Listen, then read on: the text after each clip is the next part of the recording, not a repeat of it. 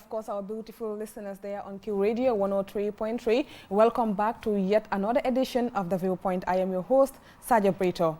It's an honor today, and we are happy to have here with us Honorable Ahmad Bah, Minister of Tourism and Culture. You're welcome to the show, Honorable. It's a pleasure. Thank you. Let's begin with your political career. You've had quite the experience. You worked as a teacher, one-time hotel manager, and now politics. Why politics? Well, politics, we cannot live without it. And there are different definitions. Some call it the art of what is possible. There are different viewpoints about what it's all about. But I believe that it's part of our daily life. And somebody tells you, I don't care about politics and politicians. But even the rice that you eat, the cost of that rice is determined by the politician in power. The water you drink, the cost. Everything that you do has some implication as to what the politician does. I mean, decision has to come from them. So it's something that affects your daily life. It's important. And I think no citizen should really brush it aside. So how did you come into it? How did you come into politics? Well, I think really I felt motivated because I've always wanted to be there. Particularly when I was at the college, Gambia College, we had our union was very strong. We had a lot of interaction with politicians at the time. And you know, in student days, life is always different. And I believe that we started campaigning for our officials, the union executive. Most teachers really start politics at the level of training in college. And I think if you look at the past regime, the regime of President Jawara, most of them were teachers, you know, with the exception of Jawara and a few others, most of them were teachers. And if you look at our members of parliament too, most of them are teachers. And this is not only unique to Gambia, it's something that is general all over the world. Teachers are usually, they almost teachers and doctors become politicians. And then came the birth of NRP. Yes. National Reconciliation Party. And it was important because at the time the NRP came in, we realized that there were the three previous parties of the Fourth Republic, the PPP, the GPP, the NCP came together and formed the UDP. And of course there was the PDOIS, which was deemed at the time to be a socialist party. That's the view of others at the time. And we felt some of the students who came from the college, who were expelled from the college because of our strike, well, that we have to come somewhere and create a party different from all of these parties. And that led to the birth of the NRP. And I think significantly, the NRP have contributed immensely in the growth of democracy in the Gambia. And I can give you the facts. How resilient is the NRP? Very strong. I'll just give you an example. We have never boycotted elections. We've always participated to make a difference. In 2011, when the field was very bad, the ground was not level. At the time, the NRP was concerned as to whether the presidential election will be credible and what we should do. Well, the opposition felt that they should go in for the elections. And everybody saw what happened. The ECOWAS withdrew their own observers, feeling that the elections was not credible and the election will neither be free nor fair. We participated. And then what happened? When the parliamentary elections came, as an opposition, we met together again, discussed. All the points we presented were all accepted but one, that we wanted a guarantee. All the points that we presented to the Independent Electoral Commission for correction before we get into the parliamentary election, all of it was accepted but one. The one that they did not say was deferral of the election. That was gazetted already. Legally, they couldn't have done that. Now, what next was, we wanted a guarantee of one of the clauses one of the issues that we raised as a concern, my colleagues in the opposition felt that they were going to boycott the elections. As a party, I felt that it would be unfair to those who supported me as a candidate, and I contested at the more difficult terrain for me to boycott and ask lead the party to a boycott. I said no, it wouldn't be fair, because they also wanted to contest as members of parliament. And we went in to contest the elections. Both the opposition and the ruling party fought against us. But we never got discouraged, because we believe that you can only be part of the system to change it. If you're outside, you cannot make a change. And we accepted that. We went through it. They all went against us. Yes. Then, of course, we came to the local government election. Again, they boycotted. We went into it. But before we go into the parliamentary elections, we told the IEC that on the spot counting that they accepted with us must happen. And they agreed. Just want to give you a brief history, a quick one. They agreed. They conducted election with on-the-spot counting, and of course, the local government elections. When it came to the 2015 political amendment bill, when they were doing the amendments, we approached the IEC to say, look, the on-the-spot counting must be included in the amendment. It has to be embedded in the law. And that the protocol on governance of ECOWAS also, that says 6 months to elections, you cannot change any part of the electoral system, electoral laws, was also accepted. And we made it conditional that if they don't change that, if they don't accept on-the-spot counting, NRP will not be part of the elections. And they succumbed. They accepted. They accepted to put on-the-spot counting in the law. That's the Political Amendment Act of 2015. Now, there happened to be by-elections in that very year around the same month. After, in fact, the by-election in Lower Salem. Then, of course, we went and paid the 5,000 deposit, because then the president had not ascended to the bill to make it legal. It was not even gazetted. We paid the 5,000 only to be called 2 hours later that you have to pay the 50,000 deposit. Well, I said, but it is not law yet. They said, well, you do that or we're not going to accept your candidate. People said, go to court. I said, they only courts. Let's go and pay 50,000. But this time we have to teach the APRC a lesson and tell Gambians that we can boot Jammeh out through elections. And we'll set the example in these by-elections. You've run against Jammeh a couple of times. I'm coming. Let me let me come to that point. Okay. Allow me. We need to tell the Gambian people that we can defeat APRC with on-the-spot counting. Nobody believed us. We went into that by-elections and we defeated the APRC. One of the hottest by-elections in this country, because it was on-the-spot counting. And we got congratulated by our colleagues who boycotted the elections. There, every Gambian knew now, with the experience of the NRP defeating the Yahya Jammeh or APRC in a by-election, we can do it nationally in a presidential election. Where hasn't it happened? I'm coming. We can do it in a national election.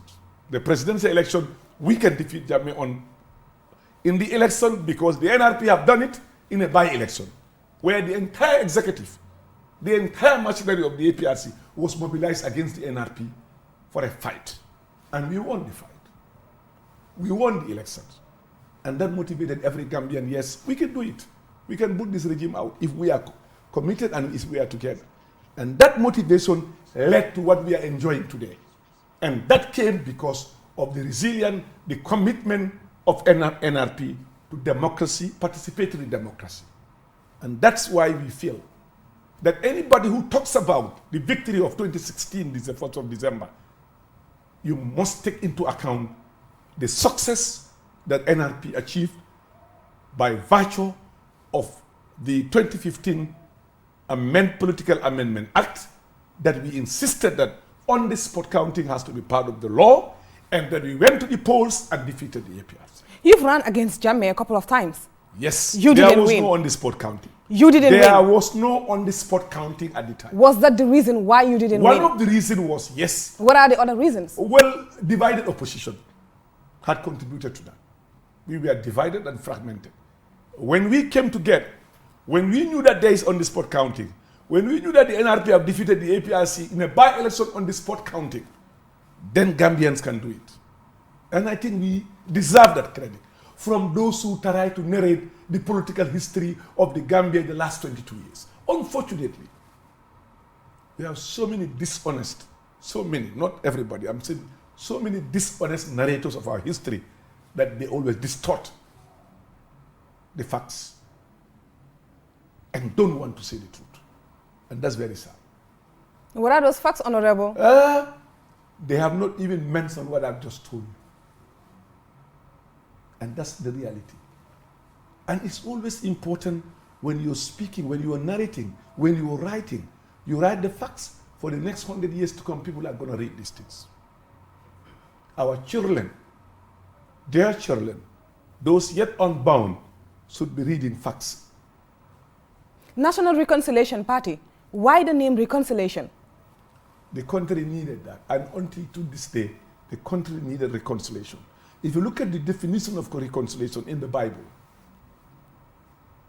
and both in the Bible and the Quran, you find out that this is the time when this country needs togetherness, it needs reconciliation, we reconcile with our environment, we reconcile with our neighbors, we reconcile with God, nature.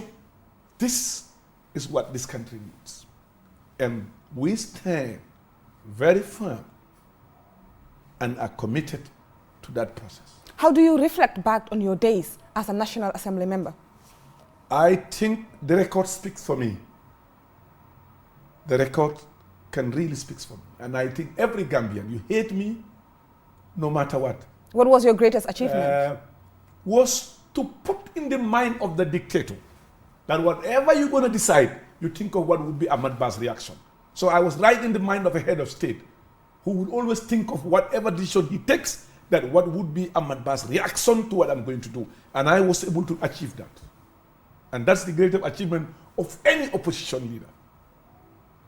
Your objective should be to make sure whatever the government in power is doing, they will take into account what would be the reaction of the opposition, based on facts, not on fictions. Talking about elections, let me just get back to that, because the head of the APRC party right now, Fabakary Tombong Jatta, just said that the 2016 elections was rigged. How do you respond to that? Because they were used to stealing votes during counting. There was no way APRC would have been booted out of office if there was no on-the-spot counting with a difference of 25,000 votes. They could easily manage that with KMC. I've developed that. It's clear. It's very clear that we can prove contrary that 2001 they did not win the elections. They did not. It was rigged. But you see, and that was why they got scared and removed the 50 plus. 50 plus 1% or 50 plus 1 vote to be a president. They removed it. They knew what happened in 2001. So really, for them to say it was rigged, they don't have any other way or anything to tell people. And you know, for me, really, APRC is not an issue for me at the moment. I don't even mention them in any of my deliberations. But why? It's still a political party. No, see, Gambians, we have talked so much about APRC and Jammeh. The era should be out. What we need to do is to deliver dividends of democracy to the Gambian people. That's why I don't want to be bothered with APRC, Jammeh. Those days are gone. We've said it so much until we got them out of us. What is important now is to talk about what we are doing, what we should be doing, what we have achieved, what we need to achieve, the way forward. And I think that's where we should now focus ourselves. The debate of APRC orders, we are not in that era at the moment. We should not be in that era. The era is not Jammeh anymore. He's gone. APRC is down. The era is what can we do to prove to the people that yes, they made a change and the change deserves these dividends. And that's where I focus myself. And that's why you hardly hear me talk about APRC or Yaya Jammeh now. But I talk about what we are doing, what we are supposed to be doing, what is possible, the doables and the undoables. So NRP was part of the political parties that signed a memorandum of understanding. We did not sign a memorandum, we agreed to a memorandum of understanding. Let me correct you. This is very confusing. It looks like even the people, you guys are divided on this issue. Let me help you, please. Okay. Madam, we did not sign a memorandum of understanding. We agreed to a memorandum of understanding. Let anybody bring me the signed copy. I'm saying it all over the country. We did not sign a memorandum of understanding. So that means an MOU does not exist? No, it exists. How? Again, to say it doesn't exist is wrong. But how? It exists. Yes, there was an agreed memorandum. Yes, there was an agreed memorandum, correct.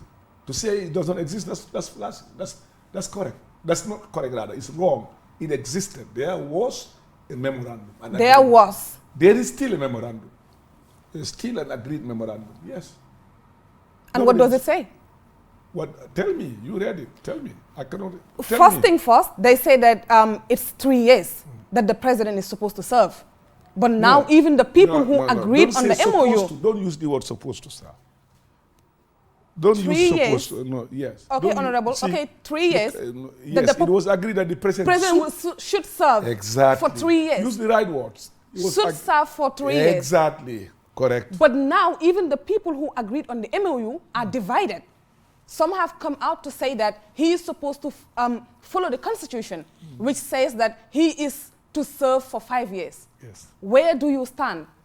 I stand defending the supreme law of the land, that is the Constitution of the Republic of the Gambia, which is the supreme document.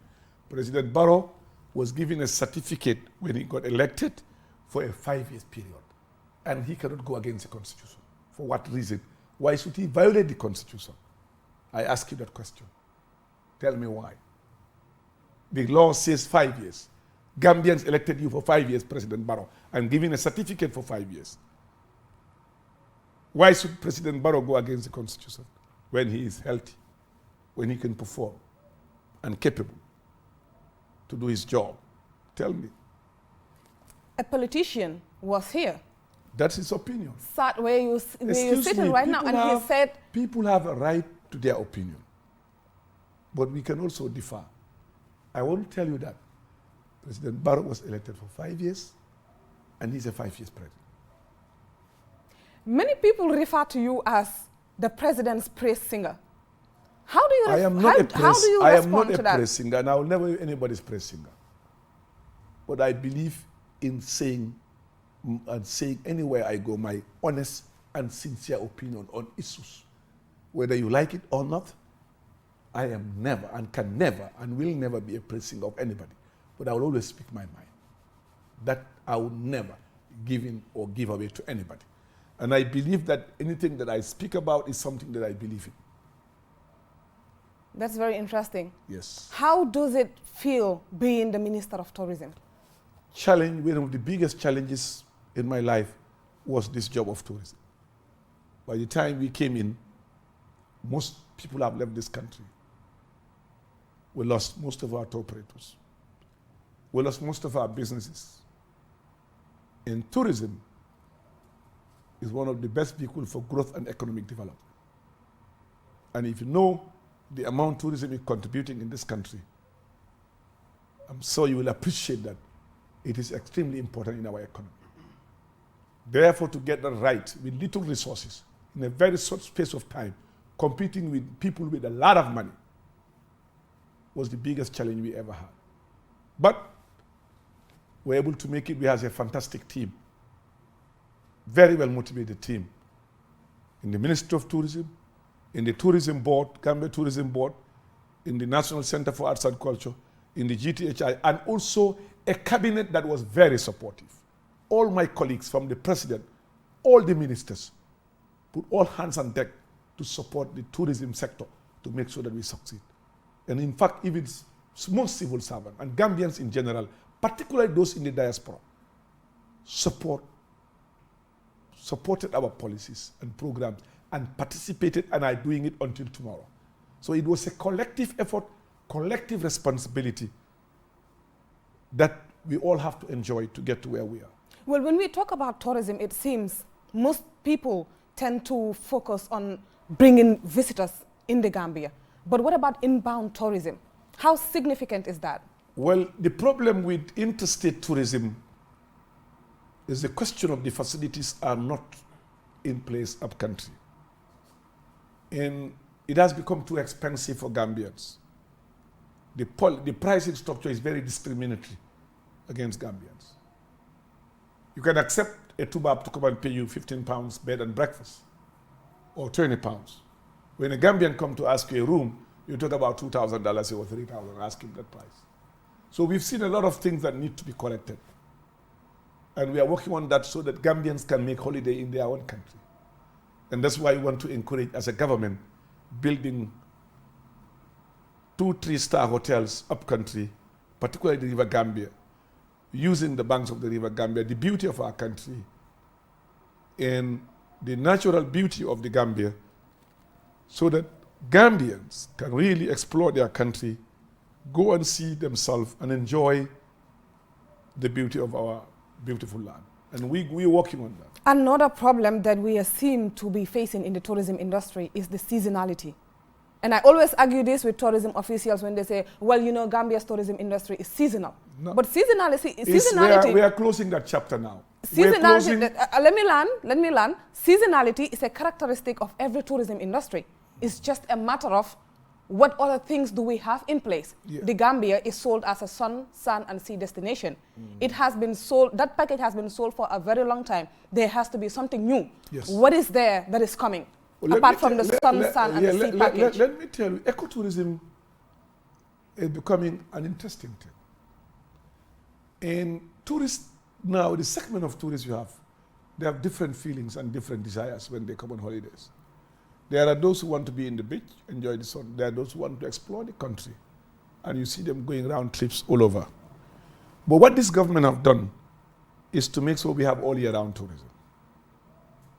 We now call it tropical season. We don't even call it low season anymore. And we've seen that, of course, other tour operators putting up new flights for next summer to make sure that they come all year round tourism. We may not get 100% of it as we get in the winter, but I think if we can achieve 30-40% for a start of number of tourists to come to the Gambia by maintaining the jobs of our employees in various parts, in the hotels and restaurants and all the entire industry, it makes a difference to the life of Gambians and of course to government itself. And that's why President Barrow have always advocated that all year round tourism is a solution to the Gambia's unemployment problem. And we're doing what it takes to get there. And I hope that by next year we'll start it move, and then we'll move on, and it will continue. And that's what we're doing. Our market strategy is geared towards all year round tourism now. So why is it difficult for tour operators to come to the Gambia when at the same time we are lobbying for more visitors? Because I understand there is a $40 tax that's been introduced now. What is that about? The $40 tax will not work for now in the tourism industry. The government have taken note of the concern of stakeholders in the industry. And I can tell you that as I speak with authority that it will not be implemented within package holidays with those that are dealing with package holidays for now. Because we've realized the damage it can do to the tourism industry and to the country at large. And you know, national interests supersede any other interest. Yes, security is important, but security at the detriment of our tourism sector will not be entertained. As a result, I can tell you here, I can confirm to you that for now, the package groups will not be affected by the $40. How about all-inclusive packages? All-inclusive was over-exaggerated and people were confused about it because they didn't have much knowledge about it. But now they understand very well that inside all-inclusive, in fact, is very good. Because, you see, when a hotel gets guests that are on all-inclusive, it's always the wish of the hotel for those people to go out, venture into something else so that they don't spend time to eat and drink, and then you save money. So the idea that when they come, they stay is false. But again, that's the definition of all-inclusive holiday. Yes, yes. The definition all-inclusive, yes. But how many people are doing all-inclusive in the Gambia? How many hotels? Not more than 2, 3. It's not that. And how many hotels are in the country? You see, any product that you want to introduce, there are those that are the negative ones in a society who will not even understand issues and will start talking about it. Today, those who are talking about it are no longer talking about it. And again, you must realize the world is geared towards that today. 62% of the entire bookings in the world are on what we call all-inclusive. And in the Gambia, not more than 3 hotels are doing it. And it affects nobody. Really. And again, there is this element of fear in change. When you want to change a system or a program or a policy, people who have been used to it become a bit worried and scared, and they develop a degree of fear in them. But once they come to understand the reality and the truth about it, they try to retire back. And I think that's what's happened. It's no longer an issue. Forget about it. It's gone. So how sustainable is the Gambia tourism industry? Oh yes, it's very sustainable, because one of the most important aspects of tourism is about getting a stable country. And I believe that our country is stable. And no matter what, people also are friendly. Gambians are very nice by nature. And they love their country. There may be few elements who may bend on destabilizing, but our prayers and our commitment to Allah the Almighty will not let them succeed. This country have suffered for too long. And you must understand too, the security of this country can no longer be taken for granted. And anybody think that you can destabilize the Gambia, you are making the biggest mistake in your life. Gambians are committed to this democracy. No matter how difficult, no matter what criticism they have, they prefer this democracy to dictatorship, what they've gone through in the last 22 years. They prefer this democracy to people, men and women of guns to rule us. They prefer this democracy for autocratic people, dictators, to come again and try to rule this. It will never happen in the Gambia anymore. Even our children will be ready to defend this country, because we're living in a healthy system where people are expressing their views. And they're expressing their views. You may not agree to it. Which is still under threat. No, excuse me.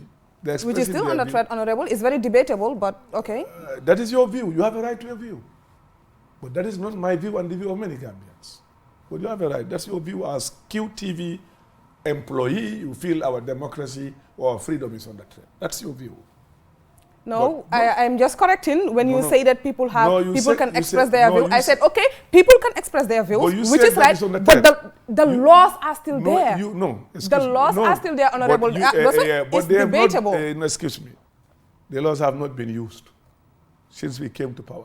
And we know people who have violated laws, who have lied against the president, who have said that are not true, who have lied against people, things that is not totally not true, is a lie. But we've never taken the law to deal with them. So if you say there is a threat, there is no threat. That's your opinion, but I believe there is no threat. Then how do you explain the attacks on journalists? Tell me, you see, if a journalist goes to attack people personally, it's nothing to do with government. That's two people trying to settle their own scores at their level. Sometimes it's just a journalist trying to cover a news story, Honorable. No, let's get it right. If a journalist attacks you in the paper, you go and attack that journalist. Can that be government? Cannot be government. It cannot be government. Society operates that way. There are people who can keep their tempers, manage their behavior, even if you insult them for till tomorrow. But there are people who cannot. That has nothing to do with government of the Gambia. Let's be honest. People are enjoying real freedom of speech, and it's not under threat. I don't subscribe to that, to be honest with you. I love when politicians talk. So how is this year's tourism industry looking? So far, touch wood, so good. Yes. There is one concern that, let me just raise it quickly before we go. A lot of this industry's income is leaking to Senegal through Fatala Park and other things. If you say a lot, I disagree. That is also not correct. If you say there is an element linked to Senegal, I would say yes. How are you confronting that? No, withdraw your statement. You cannot say a lot. I disagree with that. That's debatable, that. Honorable. No. That's very debatable. No, excuse me, please let me come. You cannot say a lot linked to Senegal. That's wrong. If you say there is an element... But the fact that the industry's economy is leaking to another country, that's a cause of concern. It doesn't have to be the degree. No. Okay. If you say a lot, I disagree with that word lot. Okay, then how about some of this country's economy or the industry's economy is leaking to Senegal, which is still leaking to Senegal? No, let me help you. Gambia is so closely interwoven, interrelated with Senegal that we will always partner with them. We are partnering with them in security.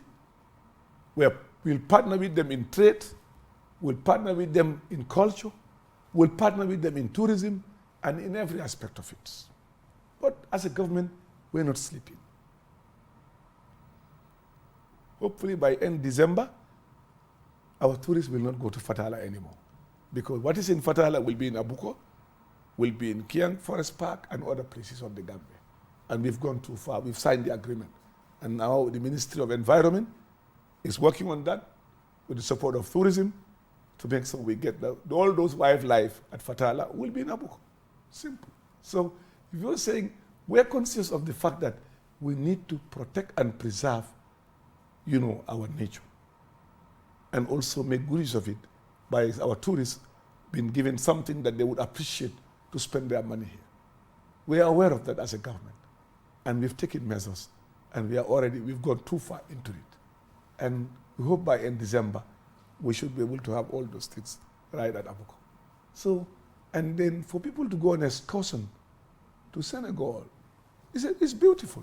And don't forget that most Gambians go to Senegal on holidays. And they've never gone to Basse. They've never even, some of them, gone to Soma. They've never gone to Fodekunda or Bajakunda. That's exactly the point. I'm coming. That's Gambian attitude. And that shows you how interrelated we are with Senegal. We are one family. We are one people, one tribe, with the same culture. We are relatives. We have to be together. That is important. But our government will also create the facilities for them to come. They used to come here on holidays. It's during the dictatorship that stopped. But on Friday, you used to see their cars in hundreds in Banjul, enjoying the beauty of this country, enjoying Fambondi Band, the Gelewar Band. We had all those bands they come to enjoy in the Gambia. We lost all that under dictatorship. We're still suffering. We've not recovered from that. So they used to come in hundreds to the Gambia for weekend. By Friday, you'll see them all over this country because they were coming to spend their money, enjoy themselves here. But when dictators came, we lost that. We started going the other way around. So now that no more dictatorship, give it one more year and see what would happen. How many of them came in hundreds this year on colonial vacances? They spend millions of dollars in our country. They spend more money when it comes to holidays in the Gambia than the Gambian will spend in Senegal. So again, people don't understand the statistics. They don't have no idea. The thousands of Senegalese students that came here on holiday during the colonial vacances, the hundreds rather, have brought in millions of dollars to the country. So tell me, who are we to say where a lot is going to Senegal? That's why I'm disagreeing with you, madam. So when we talk about the tourism industry, you created quite the row a couple of months ago when you mentioned something about Thailand, which I'm not going to say on air. But do you know that when you go online to search about tourism in the Gambia, that is the first thing that comes up? There are people who hate this country. They don't like us. There are people we are competing. They put up bad information against our country. It doesn't exist in the Gambia. There is no red district in the Gambia. There is no sex-designated areas in the Gambia. You go to where these things exist, it's obvious and open. This country is a country with men and women of high moral values and who are very religious, honest people who always want to preserve and maintain their dignity and integrity. We should be proud of ourselves. But the few who hate us, who write bad things, they will use some of our people, give them money to write bad things against us. Our own people will write bad to satisfy people who don't want us, who don't want our tourism industry to recover. They don't want our tourism to come back to what it used to be. So they put false information on the paper. You know, you must understand the union of a man and a woman has existed millions of years ago. How we come together depend on the circumstances.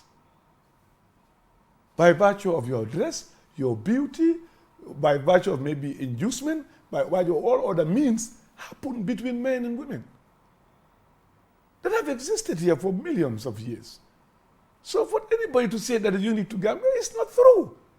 You go to all these big cities that are never called this, you find people killing. You go to Red District, they are there. You go to places where people are set organized with numbers. You choose a number, you pay, you go and enjoy and go. It does not exist in this country. We are far away from that end. So you are saying people are wrong for marketing Gambia Not as a only sex tourism wrong, destination. they are not marketing, they are destroying the country. And these are Gambians who are given money to lie against our country. Our opponents who are fighting us in the market that we are defeating use our own people to write and talk evil about our country. These are not nationalistic people. They don't even know the subject they are writing.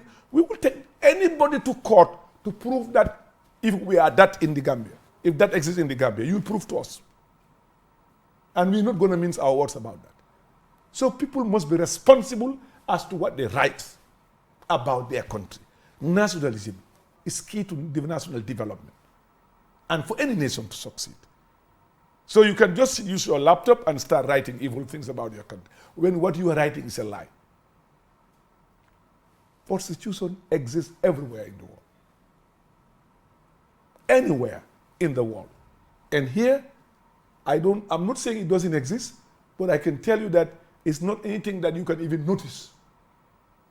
Unless if you want to venture into it. You go to other countries.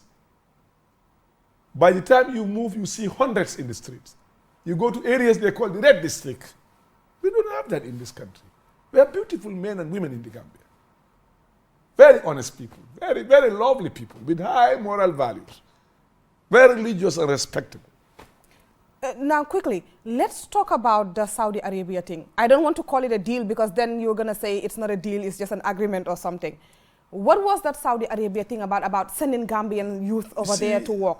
Again, people, when they don't understand issues, they tend to be more in a haste to talk about bad things. It has things. caused quite a debate on social media. Excuse me. There will always be a debate in social media. Because there are those who just want to engage in debates. That's natural. We can never stop that. Whether social media, whether at colleges, levels, universities, students, there will always be a debate. Whether it's at Atayabu, there will always be debate. That's healthy debate. But when the fact speaks, when you get the facts, the falsehood disappear. Let's get the facts. The fact of the matter is, those who have traveled in the Middle Eastern countries will realize that in every hotel that you go, 90% of all the workers are non-citizens of that country. How comes the Gambia is not enjoying that? We launched our investigation. What we realized, we found some unscrupulous people using Gambians in this Middle Eastern country. Very badly. Because there is no formal agreement between the government of Gambia and any of these Middle Eastern countries. And what do we have to do? Honorable, I've seen countries who've had agreements with these people. Allow me to learn. We were to sign, and we are going to sign an MOU on tourism and culture. We raised this issue. Can you please allow our own Gambians to come and work in your hotels? The answer was, don't you have a contract? You don't have Gambians here? I say no. None of them is on a government contracted agreement in this country. Straight away, yes, we are ready to support your country. Because we said our youths are dying at sea. If we can support them to come and work here, even for 3 years, for 5 years, they would appreciate it. If you work as an expatriate for 5 years, you can come back and do something. with the money you're going to earn. Because government is going to regulate this. The Ministry of Justice, the Labor Department, the Foreign Ministry, and all the, including Ministry of Tourism, will have to look at all the issues and then address them in the agreement. And of course, they will not give us much. But even if we can start with 1,000 Gambians, it's better than seeing them dying at sea. Even if we give them 3-year contract, within 36 months, whatever you earn when you come back, you can set up a business and do something for yourself than leaving our people dying at sea. Gambians are also worried about the conditions that they're going to live in. This is a responsible government that is responsible to its citizens, that would act responsibly to make sure that the interests of our citizens become number one in whatever we do. And that's key. I can guarantee you that. Our citizens' interest is our number one responsibility. So people can speculate and talk.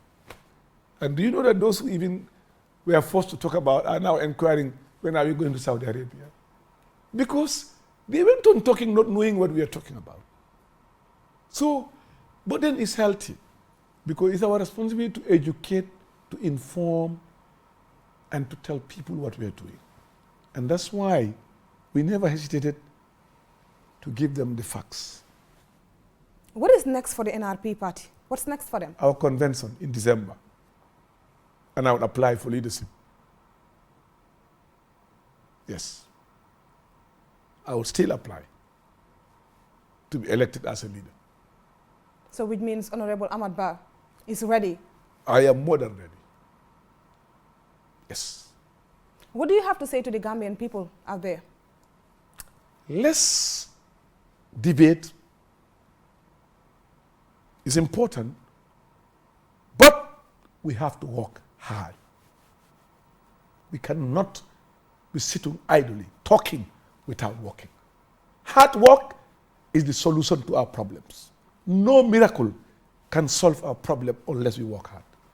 And every Gambian, when you wake up in the morning, be determined to get something accomplished, work, and make sure you get something done. This I would advise every Gambian. We have to sweat, we have to work hard to make a difference in our life, in the life of our country, and for our children in the future to come. Talking is good, but I think working harder is better. Interesting. Talking is good, but working hard is better. Harder is better.